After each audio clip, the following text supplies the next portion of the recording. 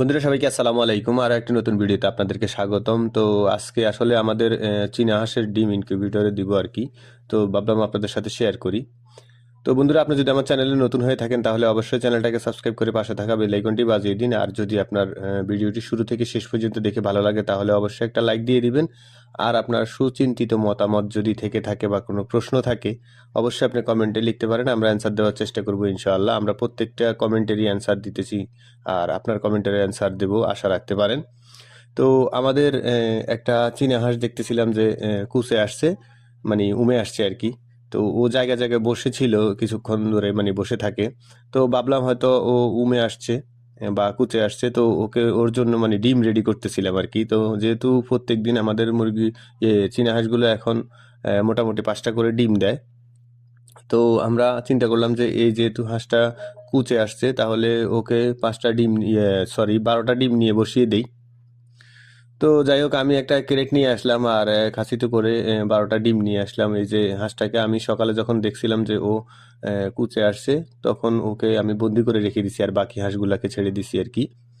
তো যাই হোক, এখন আমি ডিমগুলা রেডি করে আনছি, সুন্দরভাবে ডিমগুলা বসাইতেছিলাম আর কি। আর হাঁসটাকে ধরে চেষ্টা করব যে ওকে ডিমগুলাতে বসিয়ে দিতে। তো পরবর্তীতে দেখা যাক কি হয়। তো বন্ধুরা, শেষ পর্যন্ত যখন আমি ডিমগুলা বসিয়ে হাঁসটাকে বসাইতে গেছিলাম, কিন্তু ও কোনোভাবেই বসতেছিল না ডিমে। মানে ও চলে যাবে, মানে ডিমের মধ্যে বসতেছিল না কোনোভাবেই আর কি। তো যাই হোক, আমি অনেকক্ষণ চেষ্টা করার পরে যখন যে দেখলাম যে ওকে কোনোভাবেই আমি ডিমে বসাইতে পারতেছিলাম না, তো বুঝতে পারলাম হয়তো বা ওর এখনো ভালোভাবে মানে উমে আসে নাই। তো সে কারণে আমি আবার ওকে ছেড়ে দিছি, ছেড়ে দিয়ে আমি ডিমগুলো রেখে দিছি ওখানেই। দেখলাম যে যদি ওর যদি আবার মানে আগ্রহ হয় ডিমগুলোতে বসার জন্য তাহলে হয়তোবা সে আসবে। কিন্তু না, একদিন থাকার পরেও যখন সে মানে ওই হাঁসটা ডিম বসে নাই, তখন ডিসিশন হলো যে আমরা আমাদের যে ডিমগুলো আছে এখন প্রায় 43 পিস, মানে 43 পিস ডিম আমরা এগুলোকে ইনকিউবেটরে দিয়ে দিব। তো সে কারণে আমরা আসলে ইনকিউবেটরের ট্রেতে ডিমগুলো সাজাইতেছিলাম আর কি। তো আগের যে আমাদের ডিমগুলো আমাদের ইনকিউবেটরে আছে, এগুলা মোটামুটি 15 দিন হয়ে গেছে। আশা করি হয়তো বা আর 15 দিন, মানে 30-31 দিনের মতো সময় লাগে আর কি ইনকিউবেটরে চীনা হাঁসের ডিম ফুটতে।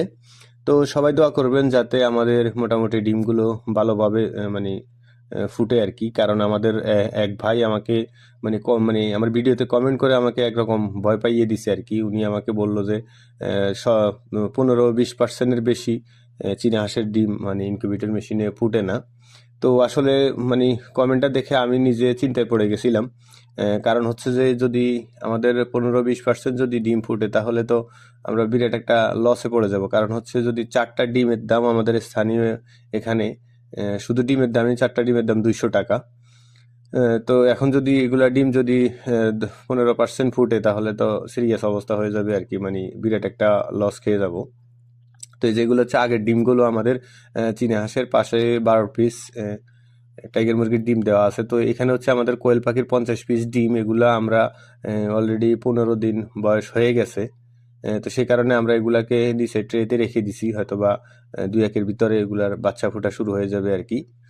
তো যাই হোক, আমাদের জন্য দোয়া করবেন আর অবশ্যই ভিডিওটি দেখে মাশাল্লাহ বলে যাবেন, যাতে আমাদের সবকিছু মোটামুটি আলহামদুলিল্লাহ ভালো থাকে।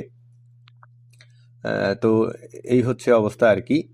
তো যাই হোক, আমরা মোটামুটি ডিমগুলোকে বসিয়ে দিলাম। আর আজকে থেকে আর কি, মানে ধরেন হয়তোবা 30 থেকে 31 দিনের মাথায় ডিমগুলো ফুটবে। আর আগের ডিমগুলো হয়তোবা আগামী 15-16 দিনের ভিতরে ফুটবে। তো এক ভাই কমেন্ট করছেন যে আমাকে আমরা চীনা হাঁসের ডিম বা বাচ্চা বিক্রি করব কিনা। তো আসলে এখনো আমাদের এই ধরনের কোনো ডিসিশন নাই। যদি হয় আমরা অবশ্যই এই বিষয়ে আপডেট দিব আপনাদেরকে।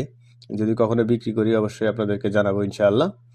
তো ভালো থাকবেন, সুস্থ থাকবেন, সবাই আমাদের জন্য দোয়া করবেন যাতে আমরা মোটামুটি আল্লাহ আমাদেরকে লাভবান করে।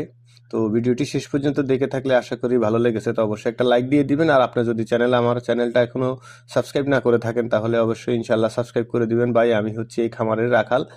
বিভিন্ন কাজকর্ম যাই দেখেন এগুলো আমি মানে সামাল দেই আর কি, একা একাই। 17টা গরু, এরপর হচ্ছে এই যে চীনা হাঁস, তারপর হচ্ছে মুরগি, এরপরে ইনকিউবেটর মেশিন, মানে সব মিলায়ে একাই সবকিছু সামাল দিতে হয়। এরপরে যতটুকু সময় পাই অতটুকু সময় আপনাদের জন্য ভিডিও তৈরি করি আর কি। তো ভালো থাকবেন, সুস্থ থাকবেন সবাই, আবার দেখা হবে নেক্সট ভিডিওতে। আসসালামু আলাইকুম রহমতুল্লাহি ওয়া বারাকাতুহু।